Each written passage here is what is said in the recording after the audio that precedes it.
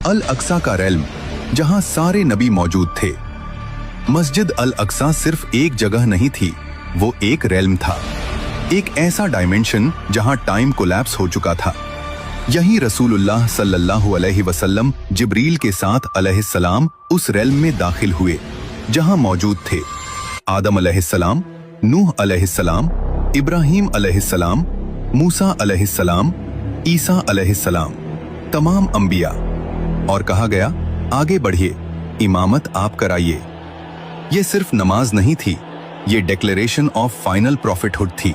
और वहां से आसमानों की ओर मिराज की शुरुआत। पहले आसमान पर आदम अलैहिस्सलाम, दूसरे पर ईसा अलैहिस्सलाम और याहिया अलैहिस्सलाम, तीसरे पर यूसुफ अलैहिस्सलाम, चौथे पर इदरीस अलैहिस्सलाम, पांचवें पर हारून अलैहिस्सलाम, छठे पर मूसा अलैहिस्सलाम और सातवें पर इब्राहीम अलैहिस्सलाम। और फिर वहां पहुंचे जहां न कोई नबी गया न कोई फरिश्ता, जहां आसमान की सारी हदें खत्म हो जाती हैं, जहां से आगे किसी फरिश्ते का भी सफर मुमकिन नहीं। वो मुकाम सिदरतुल मुंतहा, जहां इल्म, नूर और हकीकतें एक साथ जमा होती हैं।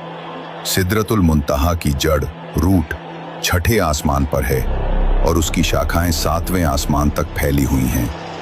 यही वो जगह है जहां से नील और फुरात, दुनिया की दो सबसे मुबारक नदियां, अपनी हकीकत का सफर शुरू करती हैं।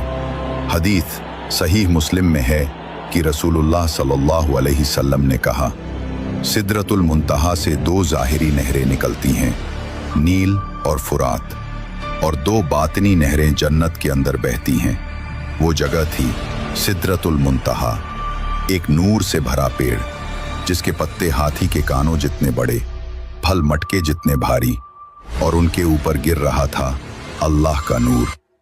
ये नूर जब सिदरा पर गिरता था तो पेड़ के रंग ऐसे बदल जाते थे जो किसी इंसान ने, किसी दुनिया ने, किसी कैमरे ने कभी देखे ही नहीं, क्योंकि वो रंग इस दुनिया के स्पेक्ट्रम में आते ही नहीं।